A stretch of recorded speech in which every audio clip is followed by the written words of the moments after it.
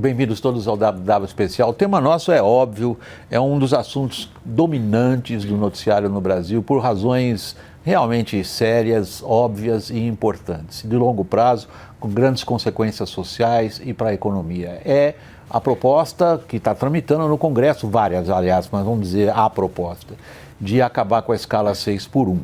Essa discussão envolve vários aspectos e a gente pretende tratar exatamente desse ponto hoje nessa edição do WW Especial. Como sempre, são 3 os participantes da nossa roda. Eu começo a apresentação deles e começo agradecendo a você, Pedro Fernando Nery. Obrigado pela disposição de fazer parte do programa.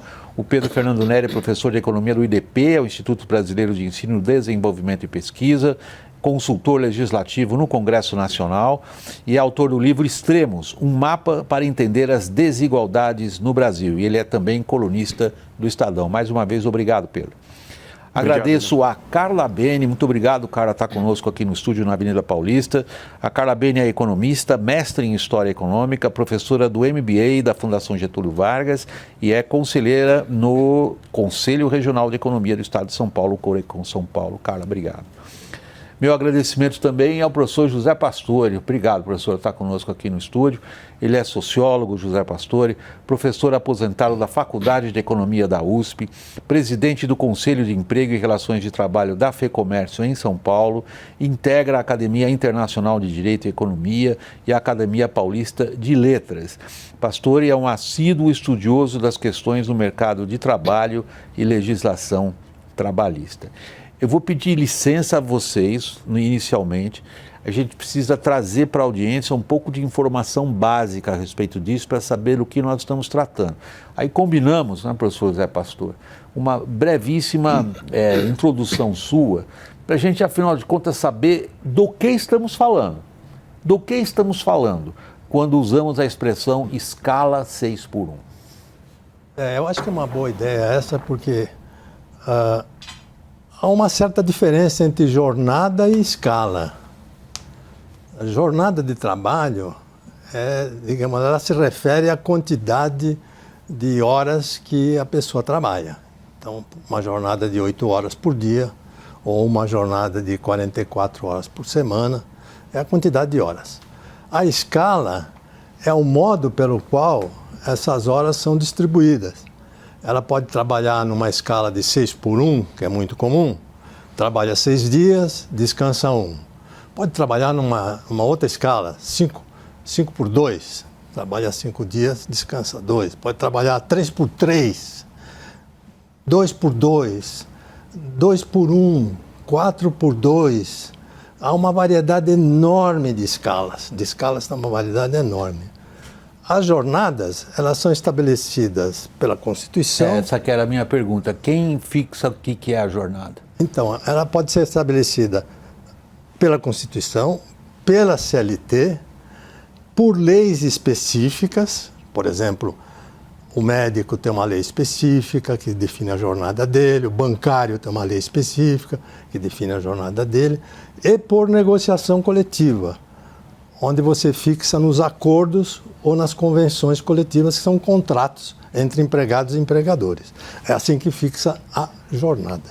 Bom, vamos lá então. Agora, a escala ela é determinada pelas empresas, em conjunto também com os trabalhadores, mas em função das atividades.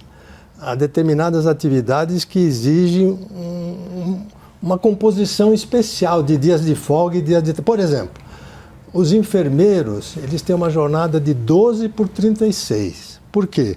12 horas de trabalho seguidas, 36 de descanso. Por que eles convencionaram assim? Porque eles acham, os médicos acham, que é bom para o paciente você dar uma assistência continuada de 12 horas e não ficar trocando plantão durante o dia. Então, convencionaram assim. Então, existem dezenas e dezenas de escalas diferentes que são acertadas entre as empresas e os empregados. Então, uma coisa é a jornada, outra coisa é a escala. Ótimo, pelo menos isso aí é um pouco da minha herança, da minha formação acadêmica na Alemanha. Na Alemanha jamais se começa uma discussão sem primeiro definir o conceito. Então, pelo menos, teutonicamente, definimos o conceito. Perdoem vocês a nossa audiência, mas é fundamental a gente saber o que a gente está discutindo? Estamos discutindo a coisa séria, Pedro, agora começa.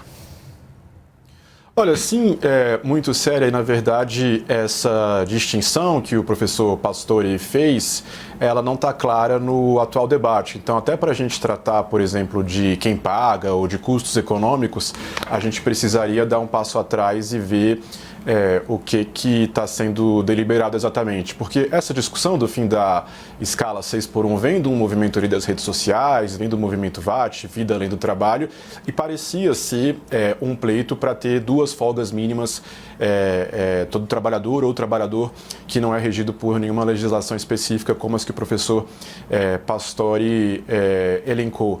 Mas essa proposta surge no Congresso, famosamente na PEC da deputada Erika Hilton, com uma redução da jornada semanal de 44 horas para 36 horas ou 32 horas, a depender da leitura que se faz da PEC. Então, o movimento VAT, ali, a ideia de ter pelo menos 2 descansos semanais remunerados, desembocou numa proposta que não é exatamente nova, mas de redução da jornada, que ganhou tração aí nas redes sociais, e o custo econômico, né, tanto os ganhos, mas também os custos econômicos da proposta ou da mudança dependem muito disso, né? A gente vai só manter a jornada e alterar a escala para uma 5x2 para a maioria dos trabalhadores ou como uma escala, digamos, de via de regra, ou a gente vai reduzir a jornada para todo mundo para 32, 36 ou 40 horas. O impacto econômico de tudo isso é muito diferente, e eu acho que essa diferenciação, William, que o professor Pastore fez, não está clara no atual debate, né? O que se chama de PEC do fim da escala 6x1, por exemplo, é uma PEC de redução significativa da jornada, sem redução dos salários, o que implica um ganho para o trabalhador que se mantém empregado em termos de remuneração por hora, mas, claro, um custo para os empregadores, para os consumidores, e essa é a discussão que traz talvez mais polêmicas. Carla, será que a gente pode começar a tentar estabelecer o denominador comum da nossa conversa nos seguintes termos? Não está claro sobre o que estamos discutindo, mas está claro que isso traz um impacto na economia? Eu acho que sim, mas a gente poderia, digamos assim, separar um pouco as opções, porque o que a PEC trata? Sair de 44 horas semanais, a gente está saindo dessa discussão. 44 horas semanais, que é o que está na Constituição, na lei, para além do que o professor Pastore falou das especificidades dos segmentos. E aí a gente cai para quanto? Que é a questão do Pedro. Cai para 40, cai para 42, 44, 36, para onde que a gente reduz? Então eu acho que os trabalhos e as pesquisas e o que tem sido feito são estudos nesse movimento. Eu saio de 44 para 42, quais são os impactos? Saio de 44 para 40, quais são os impactos? E aqui eu vou colocar um componente político, que é o quê? Sugerir a saída de 44 horas semanais para 36, que é o que está na PEC, ela já é propositadamente extremamente distendida para você negociar no meio do caminho. Então já se imagina que você vai aprovar algo que seja em torno de 42, por exemplo, de 44 para 42 horas semanais ou no máximo 40. Então eu só estou colocando esse componente político aqui porque o natural é isso, você fazer algo muito mais agressivo, digamos assim, para poder negociar e chegar no meio do caminho. Há um outro componente político, e eu, claro, minha carreira profissional é muito ligada à política, eu tenho essa atração pelas questões políticas, que é saber se nós estamos discutindo isso no momento certo. Cabe, vale, é isso que a gente tem que discutir, redução de jornada, pastor? Como eu estava explicando, a redução de jornada pode ser feita de várias maneiras. Pode ser feita por Constituição, por lei, por negociação, né? Agora, existe um movimento mundial de redução de jornada. Todos os países estão procurando reduzir a jornada. Mas esse movimento, em primeiro lugar, é muito lento. Em segundo lugar, ele é realizado através da negociação coletiva entre as partes, empregado e empregador. São raros os países, muito raros os países que fazem uma mudança na lei da jornada. Eu me lembro da Bélgica que fez isso, a França fez isso, a Lituânia fez isso, Emirados Árabes fez isso. Talvez tenha mais um que eu estou esquecendo, mas esses são os casos. Aqui na América Latina, recentemente, alguns países fizeram essa mudança por lei. O caso da Colômbia, o caso do México, e o mais recente é o caso do Chile, que reduziu para 40. Mas o resto do mundo inteiro reduz jornada de trabalho por negociação e lentamente. E qual é a diferença de você reduzir por lei ou reduzir por negociação? O ambiente de trabalho é sempre muito heterogêneo em qualquer país. Você tem os ramos, os setores de atividade, os tipos de empresa, é muito heterogêneo, né? E cada setor ou cada ramo tem a sua especificidade para trabalhar de um jeito ou de outro jeito, né? E o que acontece? Se você fizer uma lei única para encaixar em todos esses ramos diferentes, não encaixa. Algum vai ficar separado, não dá certo com a atividade, não se encaixa na atividade. Por essa razão que os países optaram por negociar através de empregados e empregadores sentados na mesa e acertando. E o Brasil também fez essa opção. Em 1988, ele fixou na Constituição que a jornada de trabalho semanal é de 44 horas, mas pode reduzir quanto quiser por negociação. Não pode passar daqui. Não pode aumentar. E a jornada é de 8 horas e pode reduzir quanto você quiser por dia essa jornada. Então, o Brasil já tem uma estrutura montada e vem praticando isso, né? Tem a fixação do máximo 44,8 e negocia o restante. E aí, na negociação do restante, você tem as mais variadas formas de resultado. Como você começou no começo Exatamente. Digamos, elencando. Mais variadas formas de resultado. E as mais variadas escalas também. Quando você negocia a redução de jornada, em geral, você também negocia escala, né? E as escalas são muito importantes para a natureza do trabalho. Então, você pegar, por exemplo, a pecuária de leite, ela exige um tipo de escala diferente da pecuária de corte. Porque a pecuária de leite, ela exige uma escala, em geral, é 6:1, mas é quebrada. 4 horas de manhã e 4 horas no fim do dia. Porque tem que acompanhar a fisiologia da vaca. A pecuária de corte é diferente, você está no campo, você tem uma jornada continuada. Então, esses detalhes todos, eles não tem jeito de você fixar por lei. Eles só podem ser acertados através da negociação. Pedro, vamos lá. Você que está aí em Brasília, há alguma chance dessa complexidade, já mencionada por vocês três, entrar na cabeça de políticos do Centrão? Olha, eu acho que essa complexidade ela não é exatamente nova, né? A gente já fez uma escolha há muito tempo de ter uma legislação trabalhista unificada no Brasil. Esse não é um modelo comum em outros países. O professor Pastore lembrou que em muitos lugares existe uma predominância das regras de negociação coletiva, mas em outros países legislação trabalhista é frequentemente um tema estadual ou até municipal. Mas eu acho que isso já faz parte da nossa realidade. Agora, tem uma provocação, William, que você fez que eu acho que é muito interessante, se esse é um tema para a gente tratar no momento atual.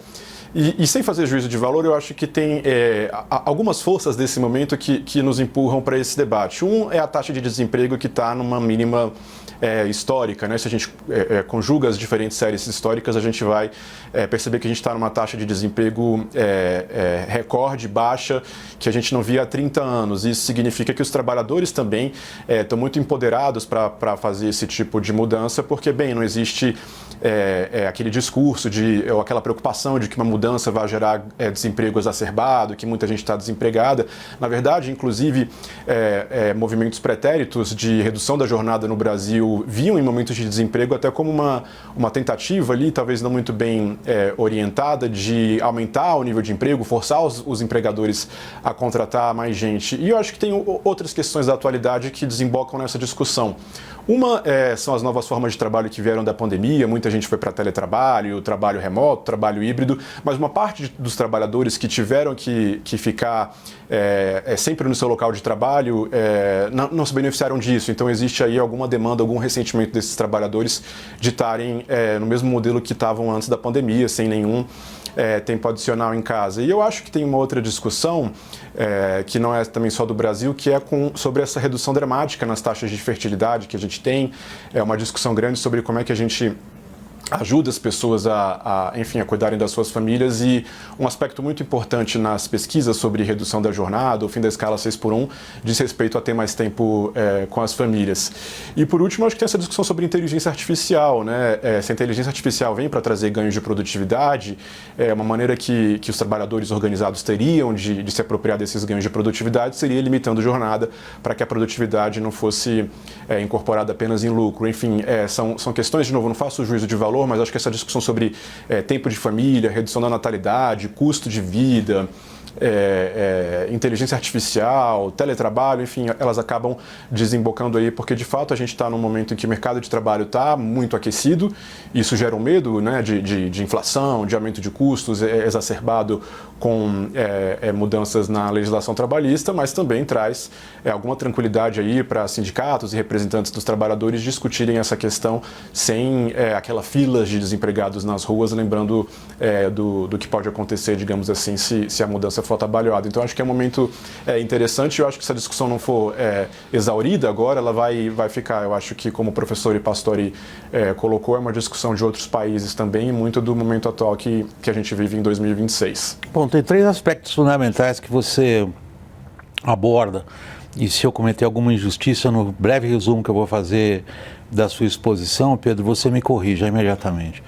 Você trata de aspectos cíclicos, que é o mercado de trabalho. Evidentemente, para os 40 milhões de trabalhadores no Brasil no setor formal, é uma realidade, para os outros 40 milhões informal é outra, mas enfim, a gente não pode ignorar o que é o aspecto cíclico do mercado de trabalho. Em que ponto desse ciclo que a gente pega? Ele pega num ponto no qual os sindicatos tradicionalmente têm grande força. O outro ponto que você pega são questões sociais de cunho planetário, que praticamente tem a ver com a civilização. O que o mundo do trabalho proporciona hoje às pessoas? A revolução da informação as tornou muito próximas umas das outras quanto à realidade, que é quando você menciona taxa de fertilidade. Isso daí é uma questão estrutural de graves consequências sociais, mal examinada. A imprensa internacional está muito preocupada com isso. Pra você ter uma ideia, foram algumas das principais manchetes semana passada, em publicações como o Financial Times, dos seus principais comentaristas, de entender essa queda da fertilidade. E se entender se isso é um mal da civilização, mas a gente vai entrar na filosofia. E o terceiro aspecto que você menciona, que é um clássico quando a gente fala de impacto no mercado de trabalho, é o peso das inovações tecnológicas. Com um bocado de gente achando que a inteligência artificial vai dar uma verdadeira revolução. E outros dizendo, a revolução foi energia elétrica, nem o computador foi toda essa revolução. Deixa eu separar um ponto desses, mercado de trabalho. O mercado de trabalho formal no Brasil apresenta essas características de fato que o Pedro mencionou com toda a propriedade. Está quente. A ponto de quando os economistas dizem por que está tão quente, a gente tem juros tão altos. Mas essa é uma outra história, é outra conversa. Mas, estando quente, o que a gente faria então? A gente utilizaria esse ciclo para introduzir algo que as entidades de classe estão dizendo, estão gritando forte. Não dá.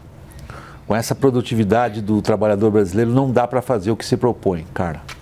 Bom, eu acho que agora é a hora. Eu acho que a questão e os pontos que o Pedro mencionou, eles são os pontos que são uma combinação perfeita para se fazer a redução da jornada de 44 para 42 ou para 40, independente da escala que a gente estiver discutindo. Porque direito trabalhista, ele não é dado, ele é arrancado. Então, o direito trabalhista, ele é extraído. A história, a história, não, mas você... Se você pegar o primeiro país que colocou esses direitos, ele foi uma tática do Estado. Até para você poder manter o processo. Que foi Bismarck na Alemanha no 1872. Isso, mas... Quando ele coloca a legislação trabalhista justamente para impedir que o Partido Social Democrata se aproprie dessa bandeira. Mas continua. Sim, exatamente. Do mesmo jeito que os países também fizeram reforma agrária para poder fazer a manutenção do capitalismo. Então, assim, é muito importante entender que agora é um momento que, quando você fala, por exemplo, está quente, é agora a hora de se fazer essa pressão, porque a gente precisa fazer um recorte. Quem trabalha 44 horas semanais? Quem é este trabalhador? Ele é o trabalhador com menor escolaridade e menor renda. Então, é desse grupo que a gente está falando, é a menor escolaridade e a menor renda. Por isso que você pegou esse gancho da escala 6:1. Então, hoje, para além do que o Senado está discutindo, o mercado já está se ajustando. Você já tem redes de drogarias, redes de supermercados. O Copacabana Palace já fez ajuste na escala.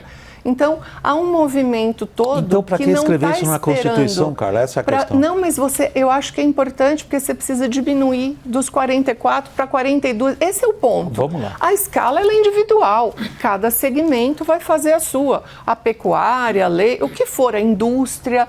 Mas a Constituição, ela limita o máximo que você poderia. Dali para baixo está tudo certo. Mas sair de 44 na lei para 42 ou para 40, eu acho que esse seria um ganho importante para o trabalhador. Do ponto de vista de uma conquista de direito trabalhista. Eu acho importantíssimo fazer essa mudança. Agora, a escala aí vai ser de cada segmento, desde que não passe aquele limite.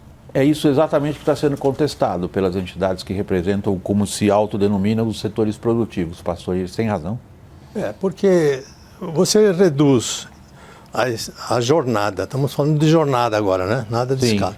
Aquilo que está na Constituição. Você reduz a jornada de 44 para 42, ou para 40, ou para 36, com o mesmo salário, você dá um aumento do salário hora.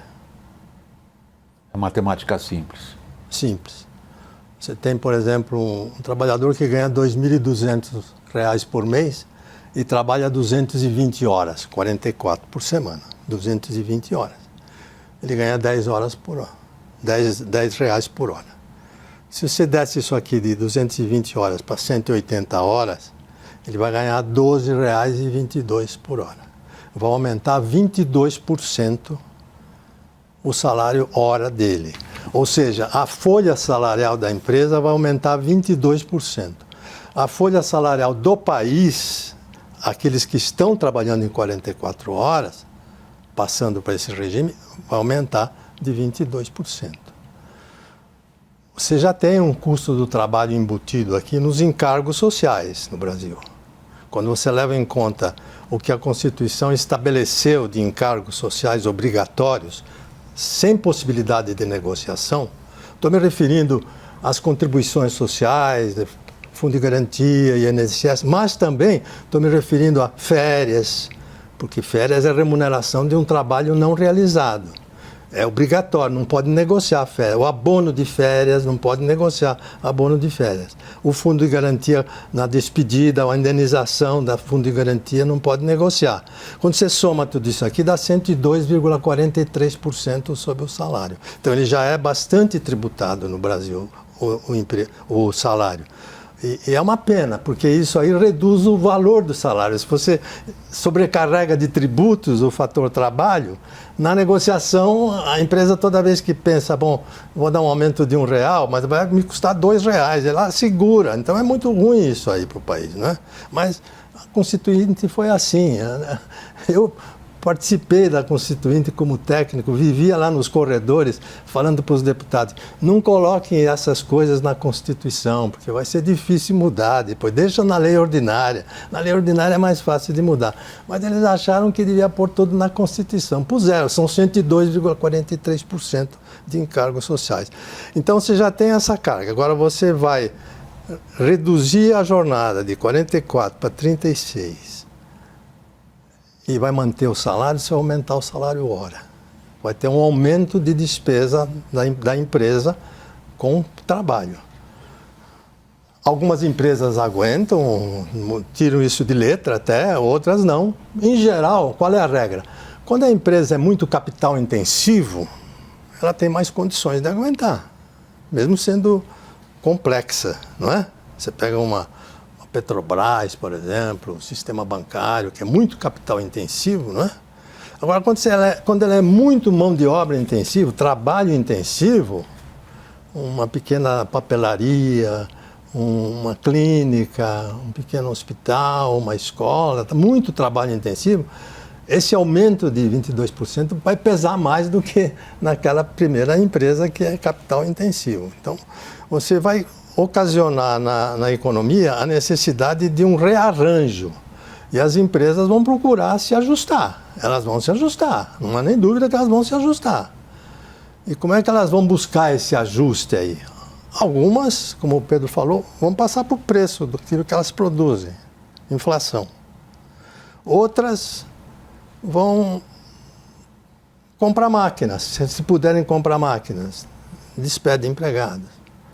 Outras vão simplesmente reduzir a sua dimensão, a sua escala, vão trabalhar com menos pessoas. Não é? Isso dá uma recessão na economia em geral, porque se todo mundo diminuir o tamanho, é uma recessão. Então você tem... E outras vão tentar fazer o seguinte, William, elas vão, ao longo do tempo, para buscar esse tal ajuste, elas vão despedir aquele empregado que ganha mais e contrata aquele empregado que ganha menos. Então, rotatividade. Então, esses ajustes, tem 4 ajustes: inflação, rotatividade, automação e depressão. Não são úteis, não é? Então, a gente pergunta, mas não é bom reduzir jornada? É bom. Mas então, qual é o problema? O problema é o método. O método de reduzir a jornada. Por esse método, você ocasiona esse impacto de aumento de custo do fator trabalho instantaneamente. Pelo método da negociação, não. Você vai fazendo ajustes conforme dá. Conforme dá na produtividade, conforme dá na escala, conforme dá... Vai manobrando.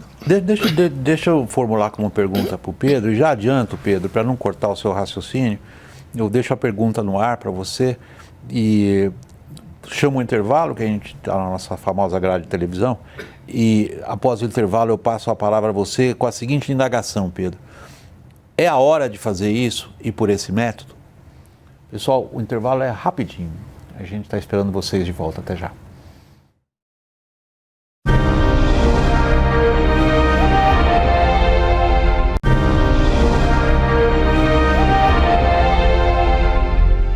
Bem-vindos de volta ao WW Especial, uma brevíssima, sucinta resumo do que ficou de pé ao final do segmento anterior, Pedro Fernando Neri.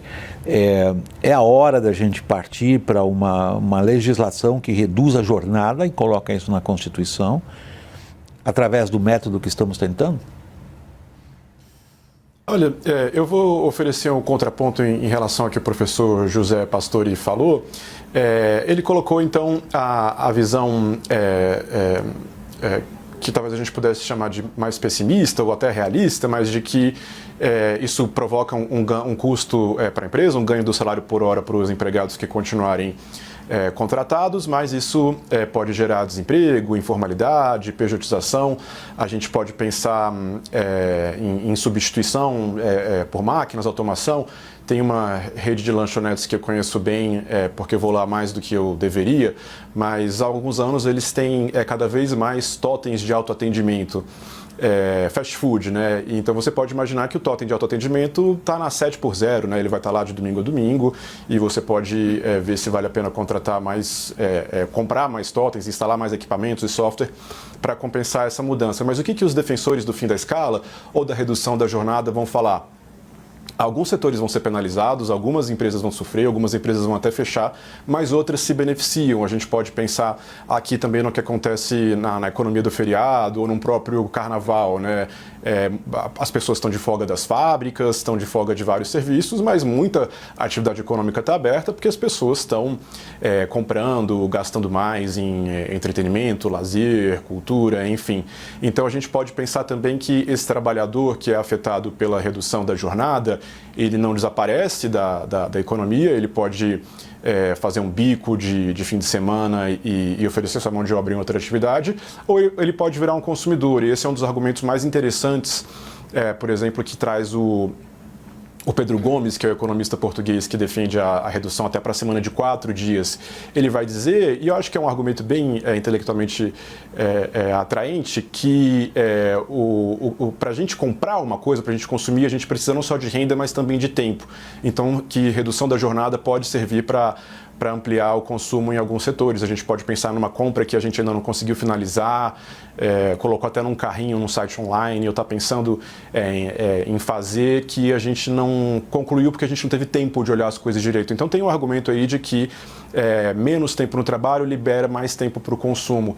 Então, ao fim e ao cabo, o argumento de quem defende o fim da escala 6x1 ou a redução da jornada e que defende que isso não vai afetar a economia é nesse sentido. A gente vai ter esse trabalhador podendo continuar empregado em outro setor, fazendo um bico ou trabalhando num aplicativo ou como trabalhador intermitente, sei lá. E a gente vai ter esse ganho de renda sendo gasto para consumir em uma outra atividade que vai florescer por conta desse aumento do consumo. E seja como for, eu acho que aí a gente junta um pouco do ponto dos defensores da pauta com as preocupações do professor Pastore e também o ponto que a professora Carla trouxe, que é evitar fazer isso de uma forma que seja repentina, né? Então, se a gente for fazer redução da jornada, eu acho que a gente caminha para uma discussão de uma redução da jornada semanal que não vá tão longe quanto 36 horas e que possa ser faseada, gradual no tempo, para que a gente possa ver esses efeitos com calma e não ter mudanças abruptas. Eu acho que a discussão converge para algo nesse sentido. É interessantíssimo os pontos que você coloca, sobretudo pelo valor intelectual e teórico que eles têm. Agora, e eu passo imediatamente a palavra para você, Carla, com a minha pergunta, que é a seguinte, em função do que o Pedro nos trouxe, né, como reflexões a respeito do mundo do trabalho, do mundo do consumo, como que os fatores têm que ser olhados desta perspectiva e de outra perspectiva, para que a gente abra o olho. Agora, nós estamos falando de uma sociedade historicamente dada, a sociedade brasileira, o nosso espaço econômico. Ele é caracterizado por para um país deste tamanho, vergonhosa produtividade, estagnada há 4 décadas. A nossa diferença para as economias avançadas permanece a mesma nesses últimos 40 anos. Me parece, eu não sou economista, vocês têm formação nessa área, eu sou um jornalista que lê muito. Me parece que nós não fomos capazes, nesses 40 anos, de formar capital humano, investir nas pessoas e dar a elas a capacitação para que a produtividade delas, no fundo, fosse o fator gerador de crescimento econômico e, portanto, prosperidade e renda. Então, a mão de obra no Brasil, vista dessa maneira, é relativamente muito cara, porque ela é mal qualificada, sobretudo nos setores que você citou. Setores de 48 horas, baixíssima qualificação. Uhum. Em função da qualificação, e até parece pérfido da minha parte, ou duro, ou sei lá como as pessoas queiram caracterizar, no fundo, é triste ter que dizer isso que eu vou dizer agora. Elas ganham muito pelo que são capazes de fazer. Elas são caras. Não pelo valor absoluto do salário delas, mas pela baixa produtividade. E aí a gente põe mais o fator de custo em cima, Carla? Olha, quando a gente fala de produtividade, até para organizar para quem estiver nos vendo aqui, o que é isso, né? Vou pegar os fatores de produção, mão de obra, capital, tecnologia e recursos naturais. Jogo aqui dentro, chacoalho e sai essa caneca. E tempo. Isso, e são os fatores clássicos, sai essa caneca. O que você está me dizendo é que a gente tem uma produtividade baixa. E a gente vê nos relatórios, vê nos estudos, por exemplo, olha, porque você precisa de 4 brasileiros para a produtividade de um americano. Aí você vai lá para a OIT, vai fazer as pesquisas, bom, eu preciso de 120 dias para treinar um funcionário no Brasil para usar uma máquina, nos Estados Unidos são 30. Onde que acontece esse problema? Na formação, na escola, no estudo, porque se ele sai um analfabeto analfabeto funcional, ele lê, escreve, assina o nome, mas ele não interpreta texto. Ou não sabe fazer conta. Sim, o básico. Mas esse é que é o problema. Então, quando a gente pega... Eu só estou explicando um pouco para quem estiver nos vendo o que é a tal da produtividade, o que parece isso é excelente. Uma entidade um pouco assim. Isso é um fato, eu estou fracionando para a gente poder entender. Só que o que a gente tem quando você diz, eu tenho um trabalhador que recebe, em média, R$ 2.600, que é a grande maioria, IPEA fez um estudo excepcional, publicou nessa terça-feira, e quando você pega este trabalhador, é ele que trabalha 44 horas. Sim, como você mencionou. Entendeu? Ele vai ser uma camareira, ele vai fazer um trabalho intensivo, como foi dito já. Então, aqui também entra o outro ponto, que não perpassa a nossa discussão. Se não fizer alteração, independente do que está no Senado, você não vai conseguir contratar. Toda turma que eu dou aula, eu faço um trabalho sobre a questão da produtividade, inclusive uso um texto do professor Pastor na sala de aula. Eu tenho todos os segmentos que vocês puderem imaginar. Da indústria de aviação à pecuária leiteira, quando eu vou dar aula em Minas. Há uma certa organização e um entendimento de que quem já se antecipou e fez as mudanças e alterou as escalas está conseguindo. Quem trabalha. O seu argumento, então, se a gente muda a legislação, a gente empurra o aumento da produtividade? Não, a questão da produtividade, ela não pode ser jogada só o peso no salário do trabalhador, porque eu preciso pensar nas outras questões. Eu não posso só pensar, ou seja, sacrificar a mão de obra. Eu mantenho a mão de obra naquele patamar porque eu não consigo subir o resto. Eu preciso da tecnologia, eu tenho os recursos naturais, eu preciso saber como que eu vou trabalhar. O investimento nosso é baixo porque o nosso custo de capital é gigantesco com a taxa de juros. Então, se a gente historicamente já conseguiu absorver, desde 88 para cá, a elevação do salário real mínimo, e a gente não provocou nenhum dano na economia, nem inflacionário, nem nada por causa disso, ele foi absorvido. Essa mudança de escala, ou que seria a mudança de jornada, vamos manter o mesmo termo, okay. A redução de jornada de 44 para 42, ela poderia ser absorvida. Sim, porque ela já está acontecendo em vários segmentos, independente da discussão, simplesmente porque você não consegue mais contratar. Se você quer abrir um supermercado hoje, você precisa de 500 vagas, você não preenche. Porque te perguntam, vou ter que trabalhar domingo? Não quero trabalhar domingo. Eu preciso saber como é que eu vou trabalhar no sábado. Então, isso também mudou um pouco do que o Pedro está falando. A sociedade mudou, a forma de ver o trabalho mudou.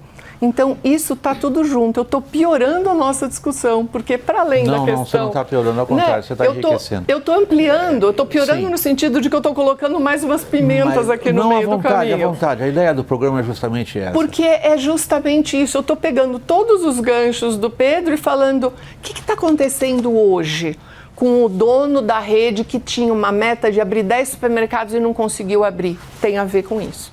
O que se diz aos representantes dos setores produtivos que estão com grande ênfase afirmando isto representa para nós um custo insustentável, pastor? Eu queria responder a sua pergunta, mas endossar uma coisa que a Carla apontou aqui. Isso já está ocorrendo. Vários setores estão reduzindo jornada, no mundo inteiro, no Brasil também. A jornada média no Brasil é 38 horas. Ou seja, está abaixo de 40 já. Já está abaixo de 40. É 38 horas a jornada média. Isso já está acontecendo. Agora, está acontecendo por um determinado método, que é a negociação coletiva. E aonde que ela está acontecendo? Onde dá para acontecer. Onde não dá para acontecer, ela não está acontecendo. Simplesmente isso. Porque isso geraria desequilíbrios muito graves, não só para a empresa, mas principalmente para a economia e os trabalhadores. Então, veja, a gente está diante de uma questão importante. Outra coisa que a Carla falou que é fundamental. Eu tenho visto aí, quando se fala em produtividade, uma certa penalização do trabalhador. E que o trabalhador brasileiro é pouco qualificado e não rende muito e por isso a produtividade é baixa. Esse fator conta, educação, qualificação, requalificação, tudo isso conta, mas produtividade em qualquer empresa depende, em primeiro lugar, da administração da empresa. Uma empresa mal administrada não tem produtividade boa. Depende da tecnologia que ela incorporou, que ela tem. Depende, fundamentalmente, da infraestrutura que dá apoio para essa empresa. E essas coisas no Brasil estão muito mal. A infraestrutura brasileira é muito séria, muito grave, muito precária. De transporte, de portos, de energia, de distribuição de energia. Muito precária. Isso tudo compromete a produtividade final, que a gente está querendo dizer que é só do trabalhador. Não é só do trabalhador pesa. Porque é a qualificação dele que vai entrar numa empresa bem administrada, de alta tecnologia e boa estrutura, boa infraestrutura, ele tem que ter uma qualificação bastante razoável. Mas é um conjunto de fatores que conspiram contra a produtividade, por isso que ela está estagnada assim, nessas 4 décadas que você falou. É uma linha reta assim que não se move, né? Eu costumo brincar com os meus alunos e dizer, é uma reta que parece um eletrocardiograma de morto. Se você vai no Instituto Médico Legal, liga lá, é uma reta que não se move. Por causa disso, nós temos gargalos macro produtivos muito sérios, muito graves no país. Então isso conspira muito, né? Bom, conspira. Assim como você não pode pôr toda a culpa no trabalho, você também não pode querer jogar toda a despesa em cima do trabalho. A despesa em cima do trabalho já é muito grande no Brasil, como eu acabei de falar. Se você vai criar mais nesse conjunto aqui, você vai introduzir um complicador a mais que poderia ser resolvido através da negociação, como a Carla falou, alguns setores já estão fazendo. E nós temos alguns setores de boa produtividade, que eles conseguem, digamos... Sim, o agro, por exemplo. O agro, o sistema financeiro, por exemplo. Que é altamente moderno. Altamente moderno. Então, eles conseguem superar essas deficiências todas que eu apontei. Agora, o que o empresário está preocupado? Está preocupado que o fator trabalho, que varia o peso de acordo com o tipo de empresa, em algumas empresas o fator trabalho pesa uns 20%, em outras empresas ele pesa 70%, 80%, como é o caso de um hospital, de uma escola, etc. Então ele fica preocupado com isso, assim, bom, se vai aumentar 20% este fator que já pesa 70%, eu estou preocupado. Como é que eu vou fazer?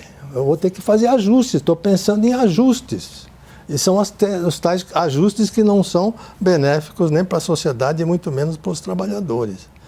Esse é o nosso problema. Eu acho que o parlamentar está com uma decisão muito difícil na frente dele para tomar essa decisão pela via da lei, pela via da PEC. É uma decisão muito difícil, que tem consequências muito sérias e que não tem volta.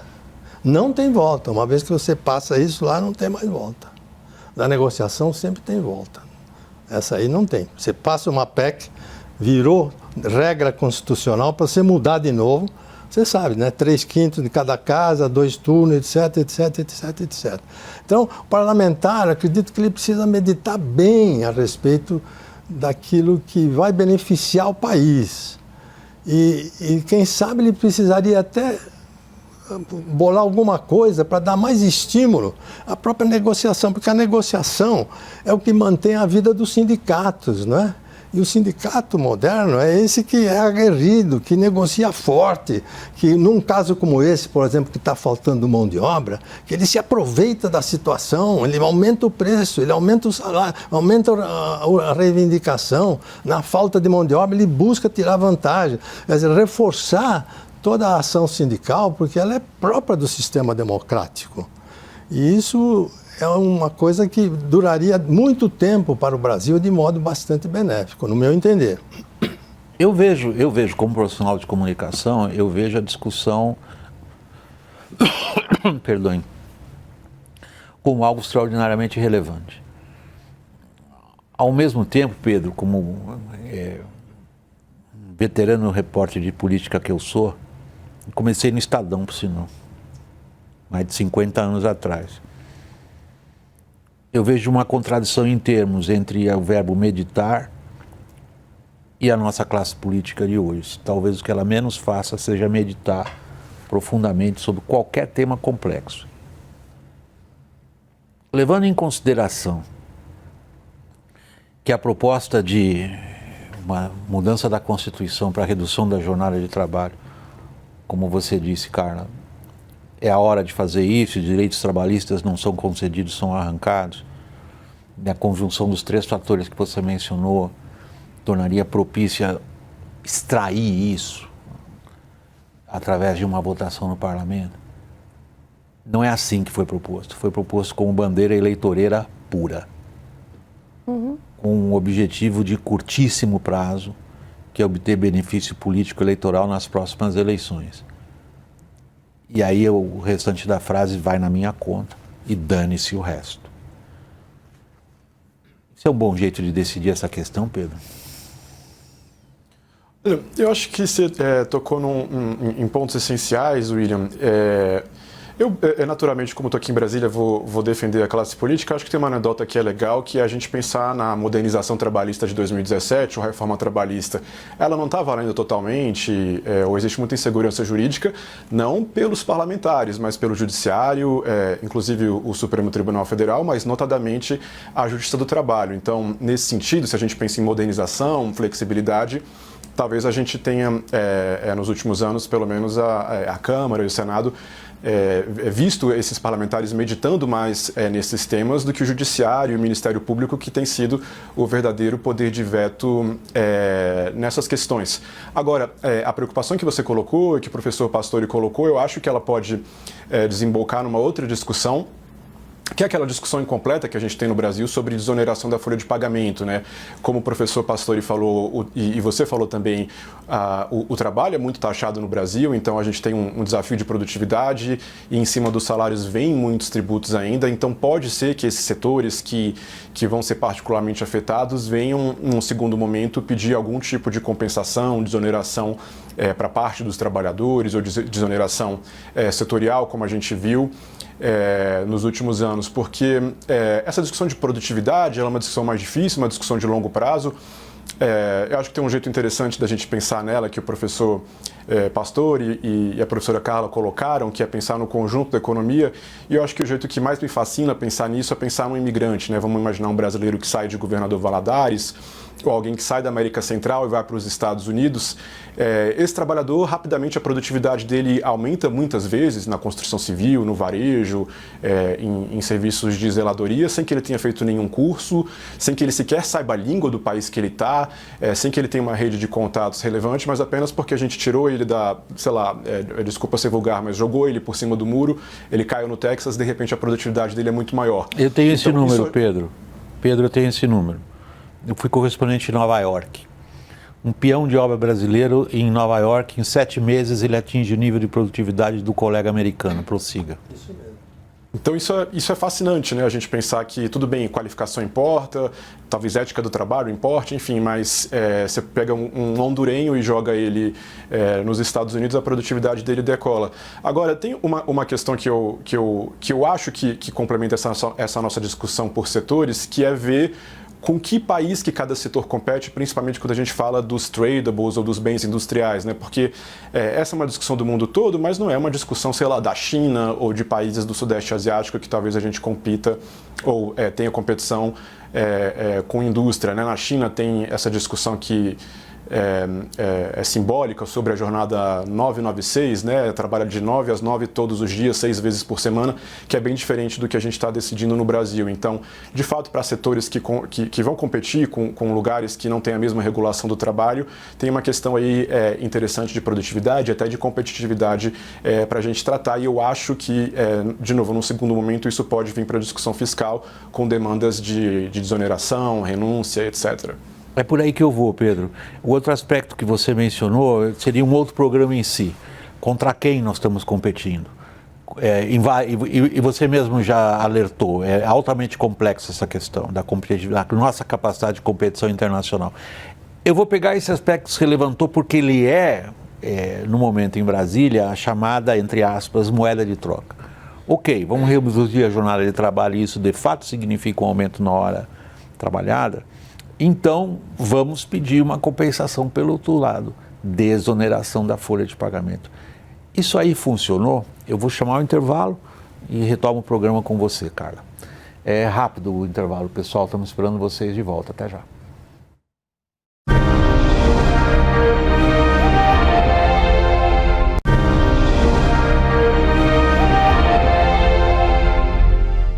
WW Especial está voltando do intervalo. Carla, a gente nota em Brasília digamos, bem típico mesmo de uma negociação política.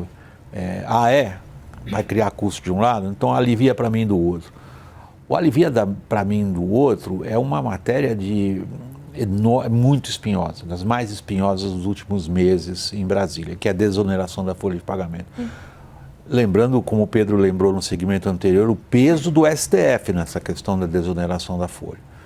Ela começou com pequenos setores, se ampliou-se, no meu última conta, acho que para 17 setores, né? Dos quais, em nome da transparência, este setor no qual eu trabalho é beneficiado, o setor de comunicação. Para ficar bem claro que eu sei que o setor de comunicação tem esse refresco às custas do contribuinte brasileiro. A questão fiscal, ela tem sido descrita, particularmente em função da política, como aguda, insustentável e perigosa. Uma eventual troca dessas, acarretaria em que, na sua visão de economista?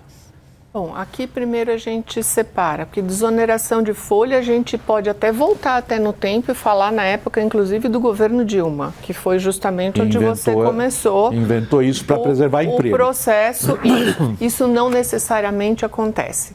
Há uma parte do empresário que absorve isso como redução de custo. Então, desonerar precisa ter um sistema métrico que consiga você ter esse resultado.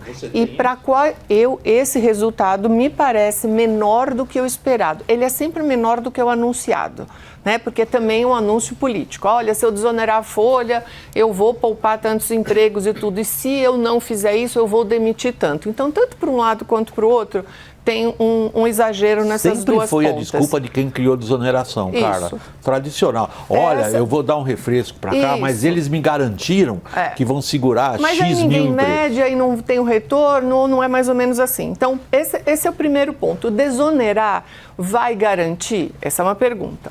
Desonerar para quem? Então, se esse estudo do IPEA mostrou que as indústrias e o comércio vão ter um impacto de 1% do custo, se fizer a redução de 44 para 40 horas semanais a jornada, você vai ter uma redução muito pequena. Quem vai ser mais impactado? Empresas com até 4 funcionários ou o outro grupo até 9 funcionários. O material de peça, ele está inteiro listado por quantidade de funcionários. O material está espetacular. Essas empresas, sim, provavelmente, agora eu vou pegar o gancho do Pedro, trazer o Pedro aqui, essas empresas, sim, vão fazer algum tipo de solicitação, porque se eu tenho até 9 funcionários, eu vou precisar de algum tipo de ajuda na outra ponta. Então, há essa possibilidade, sim, de ter algum tipo de isenção fiscal. Só que esse ponto também a gente não pode esquecer, que nós temos, se você abrir o site do TCU, você vai encontrar 627 bilhões que nós temos de benefícios fiscais listados por segmento. Você vai cair na discussão do PERSE, que surgiu por conta da pandemia. Que não acabou. Exato. Então, que tinha que ter acabado já há muito tempo. Que aí o grande problema é assim, os países fazem desonerações e benefícios fazem. O máximo chega ao equivalente a 2% do PIB. O Brasil trabalha com 4%. Esse é a grande diferença, porque você acaba tendo um volume de discussão que passa a ser política, porque você tem as bancadas de defesa e aí você não consegue retirar. Então, ou o PERSE ou qualquer outra, ou a questão da parte agropecuária, o volume de benefícios fiscais que tem nos segmentos, é importante, mas tem uma hora que você precisa olhar e falar, bom, agora vamos reduzir, já começa com uma redução para que os segmentos se adaptem. Então, sim, eu acho que é possível que nessa redução, mas você vai ter que selecionar, você não vai poder fornecer redução de carga tributária, seja ela qual for, para todos, porque alguns setores vão se adaptar. E o custo está sendo mostrado que vai ser muito menor do que o que se imagina. Então, eu acho que a questão está muito mais para usar qual vai ser a metodologia que você vai trabalhar para poder dar essas respostas. E vai entrar, obviamente, o jogo político no meio. O jogo político no meio é a principal variável. Mas ela é a principal variável. Então, se você reduz de 44 para 42, por exemplo, você vai ter um impacto. De 42 para 40, outro impacto. Para quem? Isso já acontece. Isso já acontece. A gente precisa definir quem é que vai ser mais prejudicado, digamos assim. Carla, eu brinco muito nesse programa que é uma frase que eu já usei várias vezes da audiência, falar, lá vem o William de novo com aquela frase velha dele, que a minha prerrogativa profissional é a de converter raciocínios sofisticados em manchetes brutais. Então, a manchete brutal que você me fornece é a seguinte: é o tipo da discussão inútil e perigosa na hora errada, mas você tem uma outra visão. A minha visão é outra. Eu sei, eu sou pastor. Fique à vontade, cara, é uma provocação intelectual. Eu sou muito agradecido pela maneira como vocês enriquecem o programa. Pastor. William, também eu vou ser muito franco, viu? O que nós estamos aqui analisando é um método de redução de jornada. E está destoando. Que é o que você acabou de ressaltar, não foi? E está destoando. É ele que eu chamo de inútil, perigoso e desnecessário. Onde que vão estar a base de dados para ver quem que vai receber o benefício, pegando Pedro, quem é que não vai? O método usado mundialmente no Brasil é a negociação coletiva. O que está se propondo é através de uma legislação, camisa de força, para uma variedade enorme de situações. O método está errado, no meu entender. Então, eu não entro nessa discussão de vamos trocar por desoneração de folha, aliviar, porque eu vou deixar de lado que o método está errado. O importante é buscar o método correto. Então o sujeito, eu vou cortar a perna, mas espera aí, vou te dar uma muleta. Não, espera aí, precisa saber se precisa cortar a perna. O método, no meu entender, não é adequado para o Brasil, neste momento em particular, com uma tremenda falta de mão de obra, não é adequado. Agora, a troca, eu acho que são assuntos separados, diferentes, que cada um tem a sua argumentação, mas seria péssimo, no meu entender, trocar um pelo outro, abandonando essa inapropriedade do método, inadequação do método. Que chance a gente tem em Brasília? Você disse que vai defender a classe política, Pedro. Prossiga na sua defesa. Que chance a gente tem em Brasília de ver a questão do método assumir o protagonismo, como o professor Pastore acaba de dizer?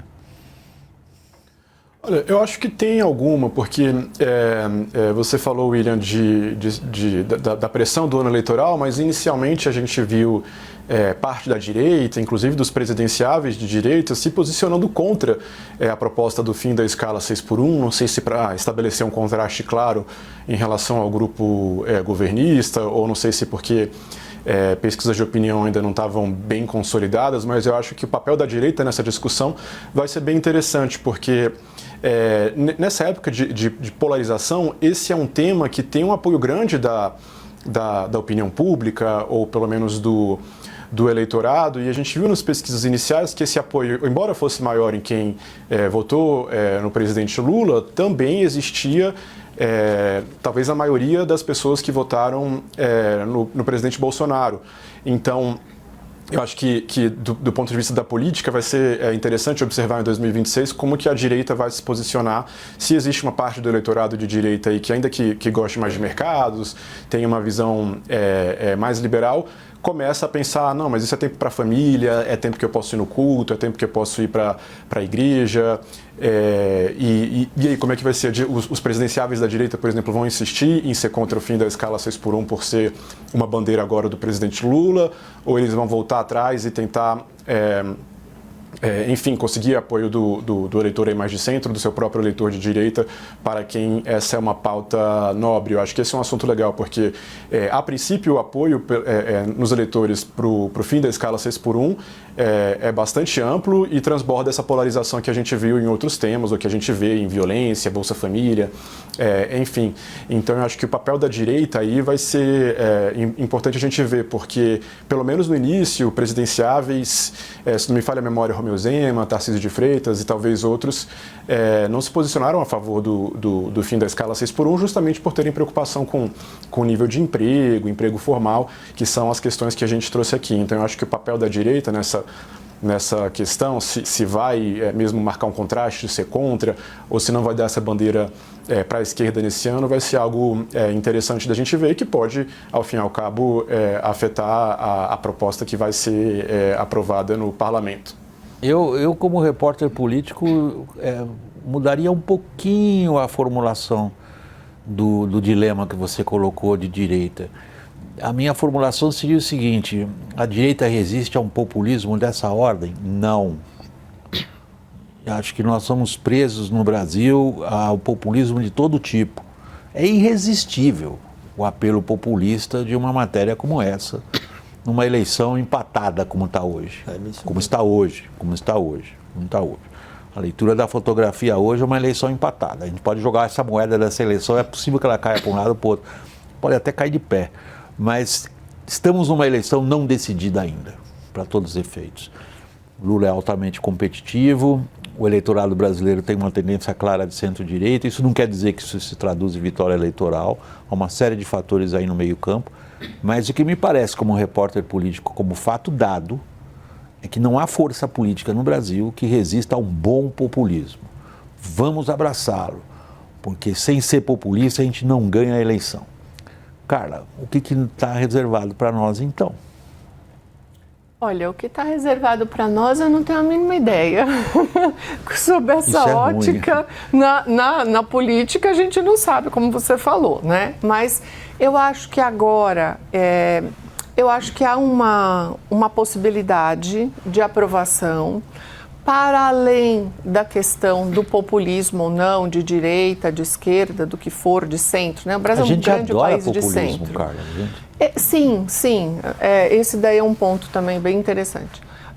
Mas eu acho que é o seguinte, eu acho que esse é um momento para se repensar das 44 para as 42. Pode ser esse o momento, pode ser que seja esse o acordo, pode ser que seja isso que seja firmado. De 44 para 36 não existe, isso sim é populismo. Mas de 44 para 42, isso já pode ser um ganho muito interessante. Por quê? Porque hoje, se você ofertar um trabalho para este trabalhador que vai ganhar um salário mínimo e meio e falar que ele vai ter que trabalhar a escala 6x1, ele não vai trabalhar, ele vai para o mercado informal, ele vai fazer qualquer outra coisa, os bicos, seja eles quais forem. Por quê? Porque 6x1 é algo desumano. Não é possível você trabalhar 6 dias no ano e ter um para descansar, que não é descansar. É cuidar da família, é limpar a casa, lavar, passar. Os relatórios mostram o peso, inclusive, da economia invisível nas costas da mulher. Então, a mulher também entendeu que esse peso está diminuindo, inclusive, a natalidade dela, porque o peso do cuidado com a família continua socialmente nas costas dela. E ela está, sim, tendo mais filhos, independente da faixa de renda ou de instrução, que é o mundo inteiro está descobrindo isso. A vida ficou mais difícil. Então, não dá para querer imaginar que estaria tudo bem continuar com uma escala 6x1. Essa escala é desumana e há que se ajustar.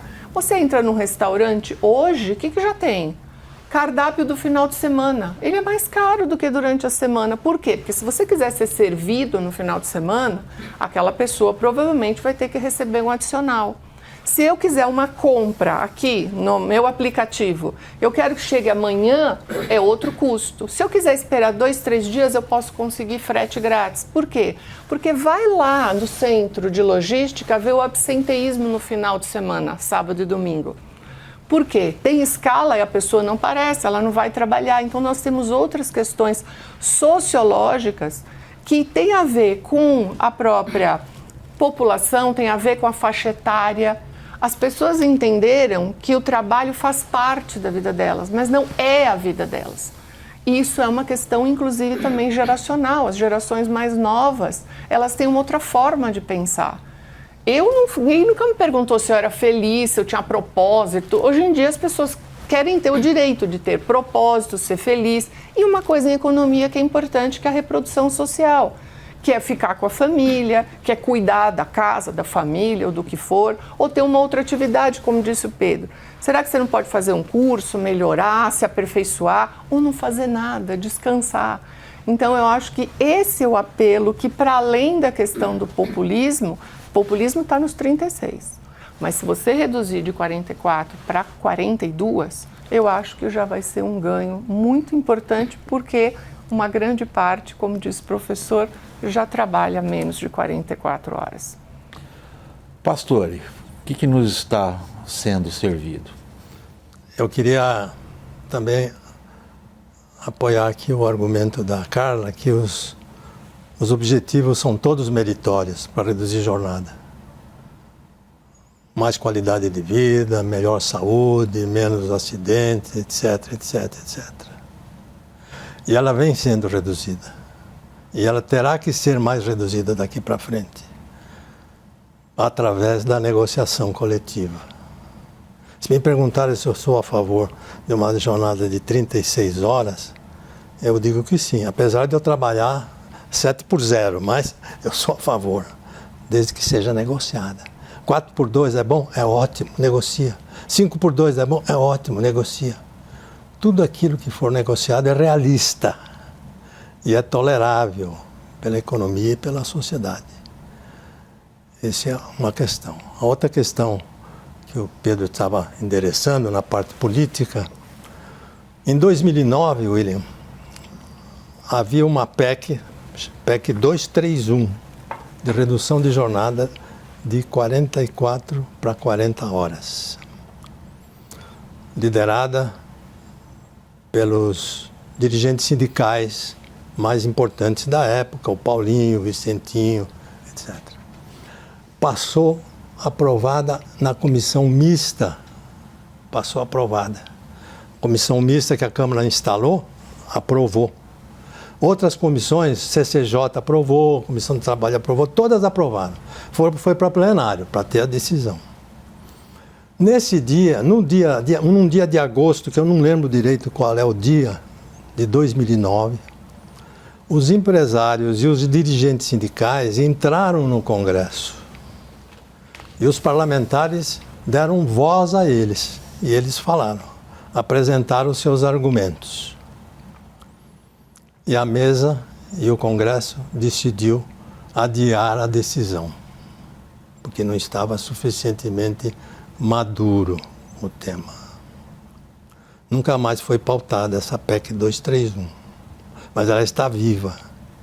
Eu acho que a melhor coisa que podia acontecer para o Brasil hoje era tirar esse assunto deste ano eleitoral e deixar para ser discutido logo no começo do ano que vem, com todos os argumentos a respeito de método mais adequado para reduzir jornada. Quando vamos ter um novo Congresso? Essa é a minha opinião.